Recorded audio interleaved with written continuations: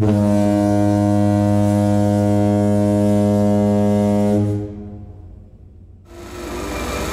is the main engine room, where turbo generators are producing the 200,000 horsepower required to propel the ship's 82,000 tons through the seas at more than 30 knots. Back on the bridge, in addition to the steering wheel, there is an automatic equipment which enables the captain to set his ship on its course in advance. This is the gear that actually controls the weather. Also on the bridge is this panel, showing all the safety doors and whether they are open or closed. In an emergency, any of these doors can be shut by remote control from the bridge. It's possible to divide the ship into a number of self-contained, watertight compartments. Thus, experts claim, the CUNARD could be cut in two and continue to float. The main engine room is the center of a tremendous hive of machinery. 4 great turbines, each with 267,000 blades, all fitted by hand. 37 boilers with 160,000 tubes, 220 oil fuel burns. These control panels show the most minute flickering of power in the smallest unit of the enormously complicated mechanism. A cylinder always means electricity, and in this case, the greatest floating powerhouse ever built by man. Imagine the current required to supply the whole ship with power and light.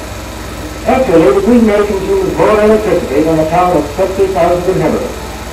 Another striking feature is the length of cables used for light, power, and communication, 4,000 miles of them. The maintenance and tidy condition of all this mechanism is a Herculean task performed by more than 50 engineers.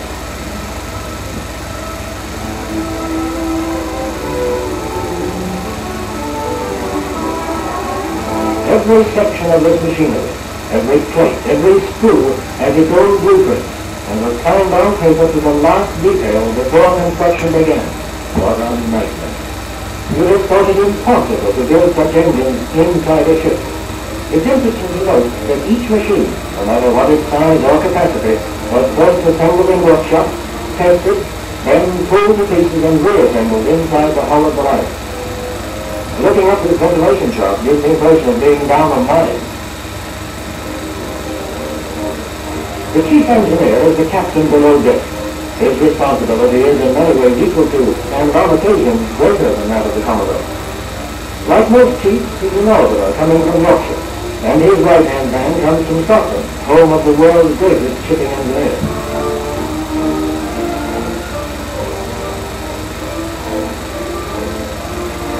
You may well ask, at sight of all this stationary equipment, just what does move? Well, the answer is simple. The technical description of the CUNARD propulsion is a quadruple screw, single reduction, geared turbine steamer. In plain English, he has 4 propellers. And everything that you've seen in the engine room contributes ultimately to the one purpose of keeping them turning.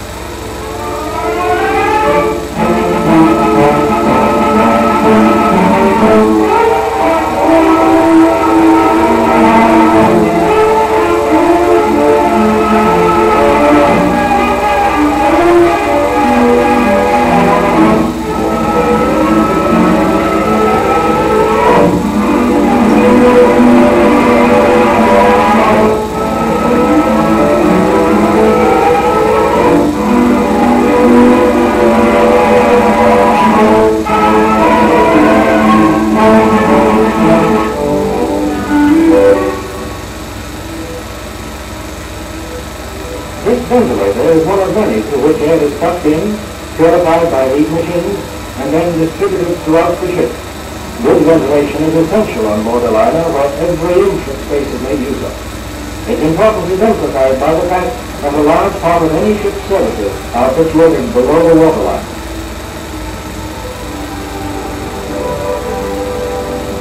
On the sports deck, our canine passengers are cared for. Not that it matters, mind you, but the ship's butcher is in charge of our collection of pets. Oh, God. Looking ahead to the time of arrival, the travel bureau supplies passengers with all desired information concerning the country they have visited.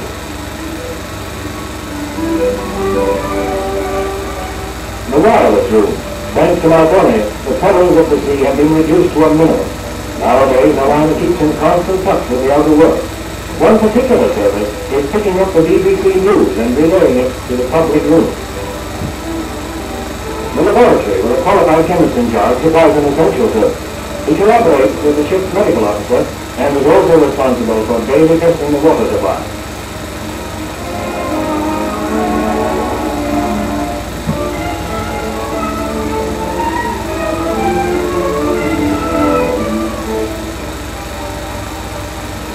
Every modern luxury liner has its printing press, and most publish their own newspaper.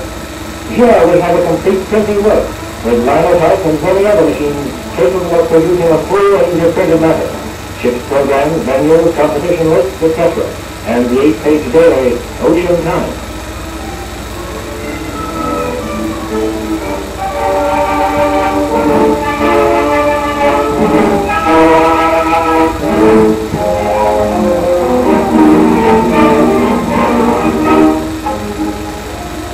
The end of our journey, New York Harbor.